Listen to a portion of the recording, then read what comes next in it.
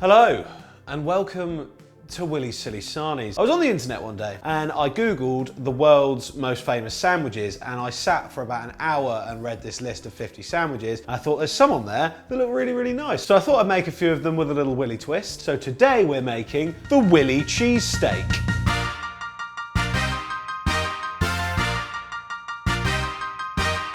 Bap-shoo-wap, Willy Silly Sarnies. Bap-shoo-wap, very silly Sarnies. Bap-shoo-wap, Willy Silly Sarnies.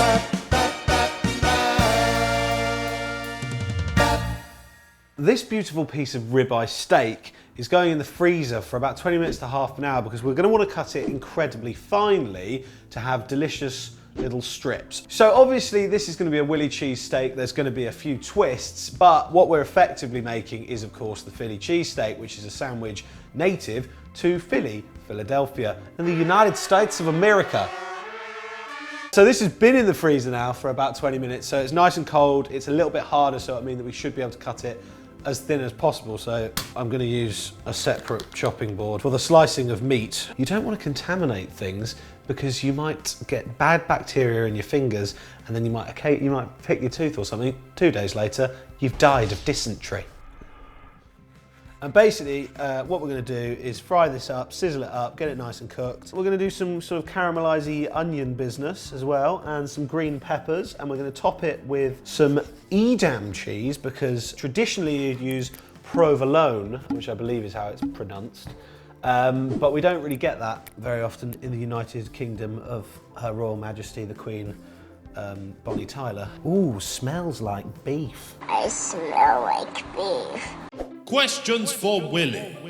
Would you rather fight an orangutan with a sword once a year or a chicken every time you get in your car? Does the orangutan have the sword, or do I have the sword? Orangutan. Because it would be pretty easy to destroy an orangutan if I had the sword. I don't like chickens, and I have had to try and fight one before when I accidentally caught one with a fishing rod, so I would probably go for the orangutan with a sword, because I actually think orangutans are a bit big and clumsy, so I think it would probably be quite easy to just kick the sword out of its hand and just get it in the head. We're just going to chuck it into a nice bowl. First things first, in with that steak, we're just going to put a drizzle of good olive oil. Drizzle of that, just to help things stick. Fair whack of salt, fair whack of pepper. Important to jazz things up. We're going to add some smoked paprika. We're going to add some chili flakes, oregano. We're going to add some ancho powder, bit of cumin. I think that's just going to make everything taste a lot more interesting. And I'm not saying that the people of Philadelphia aren't interesting, I'm just saying I think I might be a little more interesting. That smells nice. Always important to have a jenkem bowl, or a jank bowl, if you will. This is my housemate Josh's favourite bowl. If he's watching this, he might be upset, but today we're going to be using it as the bowl for things that we don't need. Take the top off, and we want quite small pieces.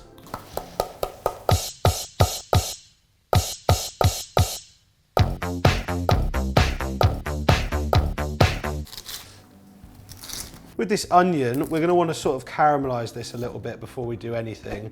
And I've got this lovely pot of browned butter, from my friend Ben over at the Perilla restaurant in Stoke Newington. It is absolutely incredible, so I thought we'd just cook the onions in it and it'll give them a nice nutty, sort of rich flavour.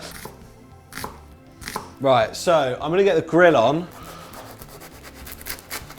Normally for a Philly cheesesteak, they'll use a soft sub roll. Not the easiest thing to get your hands on when you're trying to build one that you want to be quite big and nice. So what we're gonna do is we're just gonna get a French stick, just a small one like this, little French baguette. I think it might be nice if we just spread a little bit of this brown butter on it to help it toast up nice. Bit of brown butter in there. We can get this under the grill, see what happens. Yeah, so these onions are now getting nice and soft, which is what we're after, but obviously we do want them quite sticky and jammy. Questions for Willy. What is the sexiest name that a man can have? Keith Chegwin is probably the sexiest name a man can have, but a man can't have that name anymore because he's gone. Or Alabaster. Alabaster's a pretty sexy name for a bloke. Any browning on the bottom there, just put literally like a tablespoon of water in. That's going to get all that stuff off the bottom. Goes without saying, but season things. Just a bit of salt, just a bit of pepper. Goes a long way. Let's have a look at how grilled this is. Okay, so that's got a nice browning on it. We'll set that aside until it needs to be filled with good stuff. What we're going to do here is just add a neutral oil, just a splash of that on there. And we'll get our steak on. There we go, so that's sizzling. That's what we're after, really. Get the heat nice and hot. That smells great. Oh. Let that all have a sizzle. Keep it moving around. Want to get everything sort of browned off a little bit. Now that's all almost looking all brown. We're going to go in with our green peppers, and they're going to cook in all the residual sort of oil and beef fat there. Oh, that's lovely.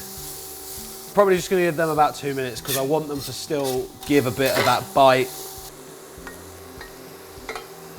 Our nutty brown butter onions.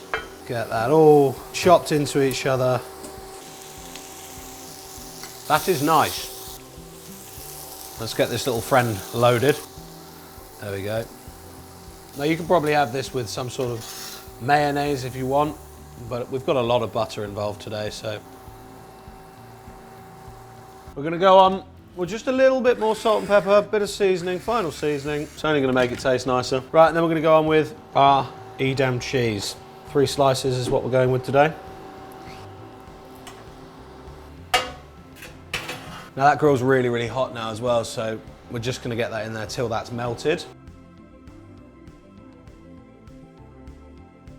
We're now left with this melting puddle of cheese, stringy cheese, and lovely bits of beef, peppers, caramelised brown butter onions, and we've also got some quite nice toasty bread, if a little too toasty. With a sandwich like this, your absolute best friend is a nice bit of tin foil onto there, fold it over, and then we're gonna fold it like that, fold it like this. Sometimes you just use a bit too much tin foil. Actually, that's nice because now it looks sort of like a narwhal, a horned whale. We'll give that a slice at a diagonal because it will look nicer.